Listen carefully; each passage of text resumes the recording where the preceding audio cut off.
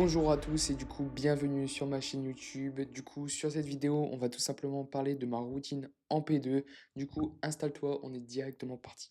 Donc comme tu as pu le voir sur les clips précédents, ce matin je me suis levé très tôt, je me lève très tôt désormais et j'ai pris ce rythme en deuxième année de me lever le plus tôt possible et ce sans réveil, tout simplement pour avoir l'impression d'avoir un maximum de temps devant moi parce que je me rends compte tout simplement que je n'arrive plus à travailler comme je le faisais en P1 tard le soir. Tard le soir, entre guillemets, jusque 22 heures, tu vois. J'ai vraiment ce truc de, ok, le soir, je prends du temps pour moi, etc. Et du coup, ce que j'ai mis en place, tout simplement me coucher plus tôt. Et comme ça, j'entame ma journée beaucoup plus tôt. Et ça me permet vraiment de me sentir productif et aussi de sentir que je prends de l'avance sur les autres. C'est-à-dire que j'ai eu le temps de me faire ma séance, j'ai eu le temps de faire mes pas, j'ai eu le temps de manger deux trois repas et j'ai eu le temps de travailler deux trois heures sur la mise en place de certains clients, de collaborateurs, sur les fiches de cours que je créais pour eux, sur des flashcards, sur des QCM, etc. Alors que certaines personnes ne sont même pas levées, que le soleil il est même pas levé, etc. Et ça c'est vraiment un point fondamental, tu vois, c'est se sentir productif, sentir que tu accomplis les choses et sentir que tu crées, tu vois, pendant que d'autres ils sont encore en train de dormir, tu vois. Et ça c'est vraiment un truc, tu vois, ça t'apporte vraiment de la gratification et c'est vraiment, tu vois, une bonne source de dopamine et ça t'aide, tu vois, à te dire, ok, je me lève et je vais tout défoncer, tu vois. Et tu te lèves en plus, genre vraiment, c'est tout calme. Le monde, il est pas encore réveillé et toi, tu es déjà en train de charbonner, tu vois. Il n'y a pas meilleure sensation du coup. Et du coup, on va dire que, tu vois, je vais te détailler ma routine du coup le matin. Le matin, je me lève, je vais directement marcher 20 minutes, comme tu as pu le voir sur un des premiers clips, tu vois. Après, je rentre et je crée des fiches de cours, des QCM, des flashcards ou mes séances en visio pour mes collaborateurs, donc des élèves qui sont potentiellement comme toi en P1. Donc si toi, ça t'intéresse, une aide supplémentaire et un suivi 100% personnalisé, n'hésite pas à me le dire en commentaire ou à me contacter sur Instagram. Tout sera en description.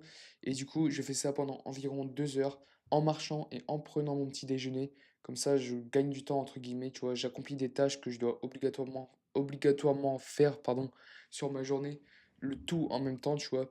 Et du coup, c'est vraiment un gain de temps, mais aussi, ça me permet d'être productif et vraiment, tu vois, de me mettre en mouvement dès le matin. Et j'aime bien ça, tu vois. Après mes 20 minutes de marche dehors, qu'il pleuve, qu'il neige, peu importe, c'est toujours ça que je fais, tu vois. C'est vraiment, tu vois, j'ai organisé ma journée selon mes priorités. Donc 20 minutes pour moi le matin pour me réveiller, mais aussi pour savoir la ligne directive que je vais suivre justement durant la journée, tu vois. Et ensuite, seulement après, j'attaque l'essentiel du travail, le vrai travail, tu vois. Ce qui compte pour moi, du coup, tout ce qui va toucher à mes clients, etc. Et ensuite, je vais à la salle, comme tu as pu le voir aussi, tu vois. Je m'entraîne 4 fois par semaine avec mon coach, tu vois. Et du coup, c'est vraiment entre guillemets, tu vois, du temps pour moi, mais aussi, c'est pas forcément, tu vois, le truc le plus, entre guillemets, reposant d'aller à la salle non plus, tu vois. Mais au moins, ça me permet de vraiment suivre le rythme et savoir que, ok, j'ai des jours on, j'ai des jours off, j'ai des jours où je vais travailler plus, j'ai des jours où je vais travailler moins. Et du coup, tu vois, de garder un peu, tu vois, la même routine semaine après semaine, jour après jour, et par conséquent d'avoir vraiment un plan fixe. Et c'est exactement ce que je faisais en P1 aussi, tu vois. Là, je te parle, on est à 2 semaines du concours, mais normalement, cette vidéo-là, elle sort genre, ouais, 1 ou 2 semaines aussi. Normalement, elle sort ce week-end. Et du coup, tu vois, ce que je faisais en P1, c'est tout simplement que j'allais à la salle un jour sur deux, non pas 4 fois par semaine, il y a des moments, c'était 5 quand, selon, tu vois, quand le jour tombait, tu vois. Je m'entraînais un jour sur deux et ça me permettait justement d'avoir plein de micro-pauses, tu vois. Des pauses de 4 heures. Je prenais vraiment 4 heures pour manger, aller à la salle et par conséquent, tu vois, un jour sur deux, j'étais en mode, ah, trop bien, tu vois. J'ai du temps pour moi, j'ai une pause et ça me fait vraiment du bien, tu vois. Et là, je sais que j'ai pas forcément, tu vois, besoin de pause, etc. Même si, tu vois, mon emploi du temps, il est plus chargé qu'en P1. En vrai de vrai, parce que, bah, du coup, j'ai des projets à monter, j'ai beaucoup de contacts. J'ai plein de trucs, tu vois, et du coup, genre, j'ai l'impression de, tu vois, jamais m'arrêter, tu vois, parce qu'en soi, la salle, je le prends comme du taf sur moi et non pas forcément comme un moment de repos, tu vois, j'y vais pas pour, genre, me la couler douce ou me détendre, tu vois, et du coup, c'est toujours dur de faire la part des choses, mais en vrai, genre, tu vois, c'est toujours kiffant de savoir que tu avances dans le bon chemin et que tu mets en place les actions pour progresser, et du coup, ça, c'est, tu vois, c'est ma routine du matin, et on va dire que, selon à l'heure à laquelle où je me lève, pardon, genre, typiquement, ce matin, je me suis levé vers 3h25, 3h30, tu vois. On va dire que ce matin, clairement, j'étais rentré de la salle. J'avais travaillé 2 heures sur mes projets. J'avais du coup mangé un repas, j'avais été à la salle et bah, en gros, je suis rentré à pied de ma séance parce que je veux aussi aller à la salle à pied, tu vois? Comme ça, j'ai vraiment bouclé tous mes steps juste après ma séance, tu vois? Je suis rentré, il était genre 8h45, j'ai pris ma douche, j'ai mangé et du coup, tu vois, t'arrives, t'as tout fini, t'as fini genre une grosse partie de ce que tu dois faire, t'as plus qu'à te concentrer sur tes cours. Il est à peu près 9h30, tu vois? Après la douche, après avoir mangé, après, genre avoir chill un petit peu, tu vois. Il est 9h30. Et là, c'est là où vraiment j'ai envie de marquer un temps de pause, tu vois. 9h30 et tu as déjà fait 2 heures de taf. Toi, tu peux le convertir, si tu es en P1, en tout simplement taf sur tes cours, tu vois. Te poser et vraiment réviser, tu vois. Moi, ce que je fais pas, parce que justement, j'ai investi du temps sur mon projet, vu que j'ai des priorités aussi, tu vois. Et du coup, 2 heures de taf sur mon projet, une séance, tous mes pas, et j'ai déjà 2 repas dans le ventre, tu vois. Enfin, ça, on s'en fout un petit peu, mais pour moi, ça compte parce que c'est inclus dans ma routine, tu vois.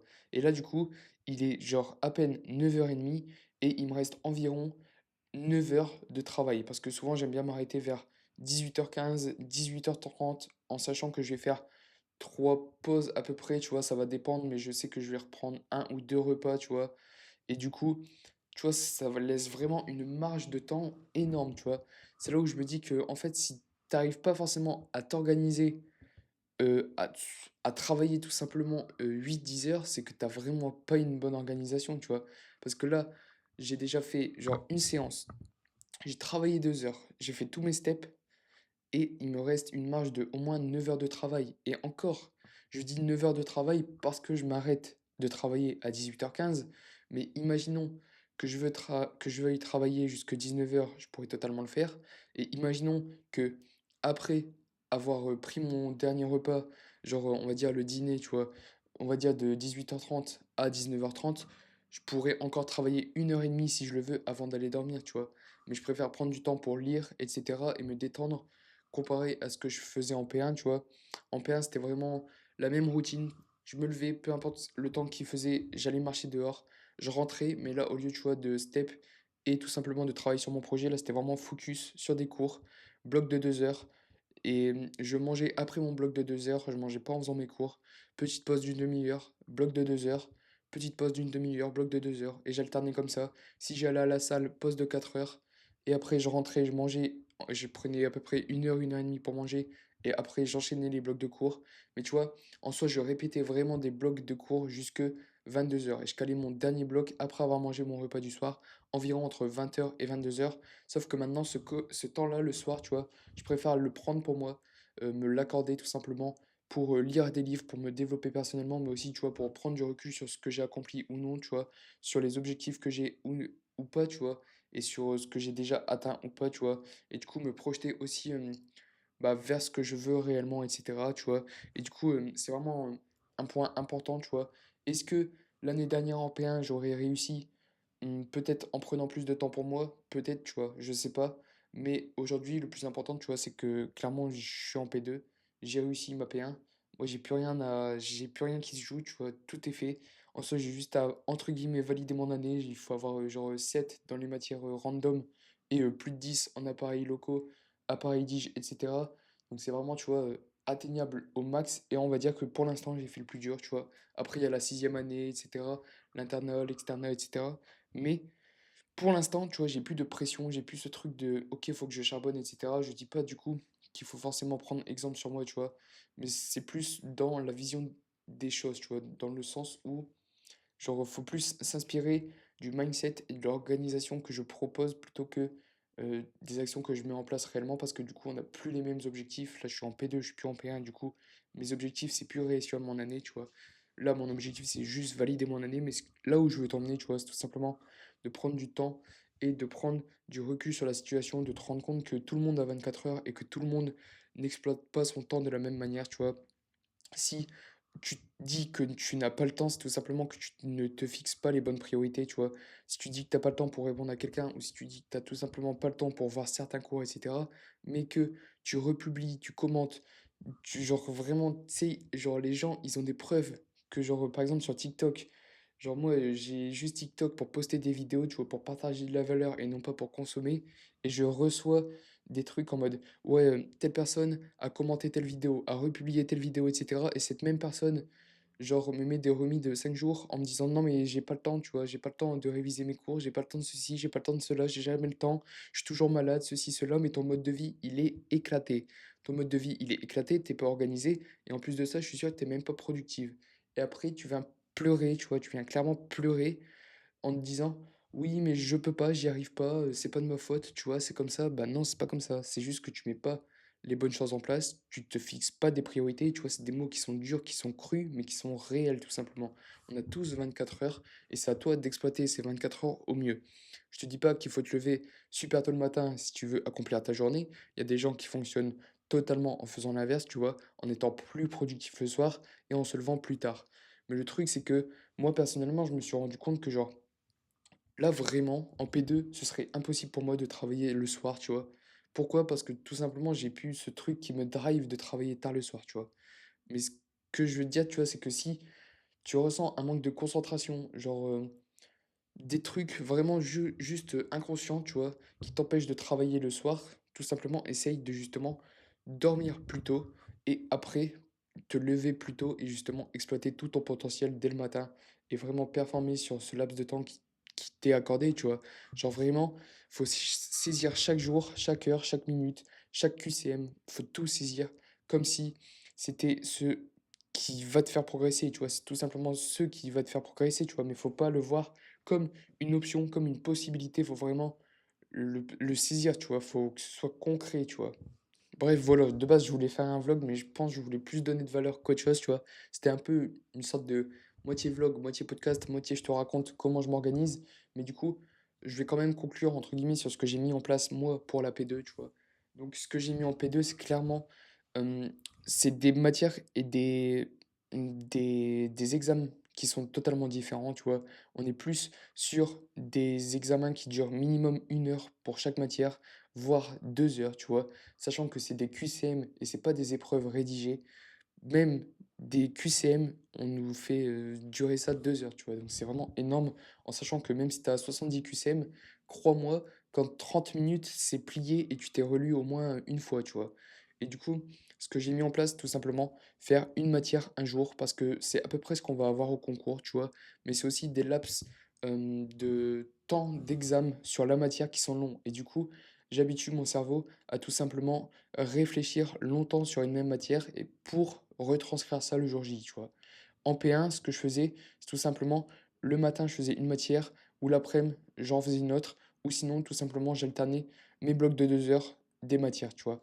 Et là, on est à 2 semaines du concours et ce que moi je t'invite à faire en P1, c'est tout simplement de justement te baser sur le calendrier de tes examens, de prendre l'ordre des matières de tes examens et de le retranscrire dans ta semaine de révision parce que ça va vraiment habituer ton cerveau à aller piocher les informations là où il le faut, quand il le faut et sur les bonnes matières, tu vois? Et du coup, ça, c'est vraiment un point important, tu vois? Et que très peu de personnes font et que très peu de personnes communiquent, tu vois? Mais il faut que tu habitues ton cerveau à ce que tu vas avoir le jour J et surtout que tu l'habitues à gérer ton temps aussi, tu vois? Parce que là, on parle d'épreuves longues en P2, mais en P1, souvent, c'est 30 minutes et certaines personnes n'ont pas forcément le temps de faire toute l'épreuve en 30 minutes, même si normalement, c'est calculé pour que tu aies largement le temps, tu vois? Donc ça, tu vois, c'est du plus. Genre vraiment, c'est du plus de d'habituer ton cerveau à faire, les choses dans l'ordre, tu vois?